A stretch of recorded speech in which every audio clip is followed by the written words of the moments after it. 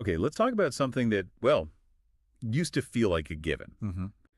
The U.S. winning any fight with China over Taiwan. For decades, that was just the baseline assumption, right? But a lot of the latest analysis suggests that whole picture might be completely out of date. We're going to look at why experts are now saying, hold on, the U.S. could actually lose this. Yeah. We've really dug into the thinking on this, and it's not about, the U.S. military being weak overall. Not at all. It's very specific to the Taiwan Strait. The physics, the geography, Right. it's unique. And before we jump into the key factors driving this shift, if you appreciate this kind of strategic breakdown, now's a great time to subscribe to Geopolitics Gazette. We do this all the time. Absolutely. So let's start with the most basic thing, geography. You just can't ignore it. Taiwan is what, 160 kilometers off the Chinese coast? That's practically nothing.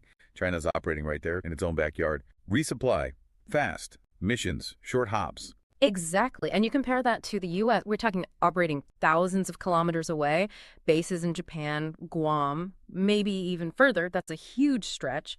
China essentially gets to set the pace because they hold that home field advantage. And that closeness, it changes the game for hardware too, doesn't it? Like aircraft carriers. I mean, back in 96, the U.S. sailed carriers right into the strait. A big statement. Right. A massive show of force. But that era, it's over. With modern hypersonic missiles, those incredibly powerful carriers become, well, frankly, vulnerable in that tight space under that kind of threat. They're more like sitting ducks than power projectors. Okay, so geography is tough, carriers are vulnerable. But what about this A2AD thing I keep reading about? China's anti-accessory denial strategy. That sounds pretty central to their planning. What is it, really? It is absolutely central. Think of it as a layered defense bubble. It's built with a massive arsenal of ballistic missiles, cruise missiles, all designed to do one thing: keep U.S. forces, especially ships and planes, out of the immediate area.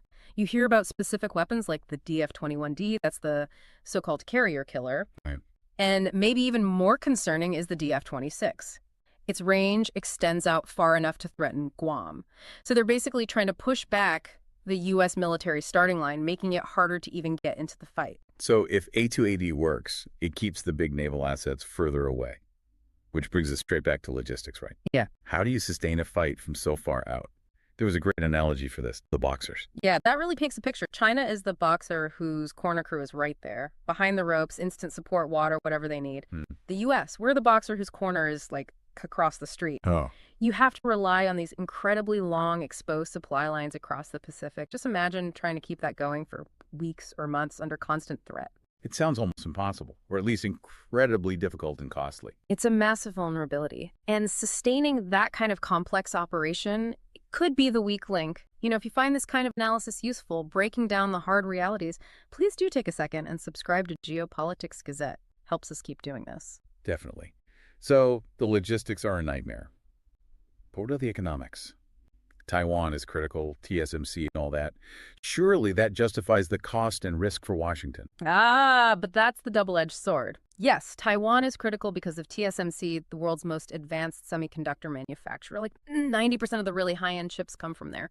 A war doesn't just disrupt trade. It basically detonates global supply chains overnight. Everything stops. Yeah. Medical gear, phones, cars, even advanced defense systems rely on those chips. Wow. The economic fallout wouldn't be billions, it would be trillions globally, almost instantly. That kind of economic bleeding.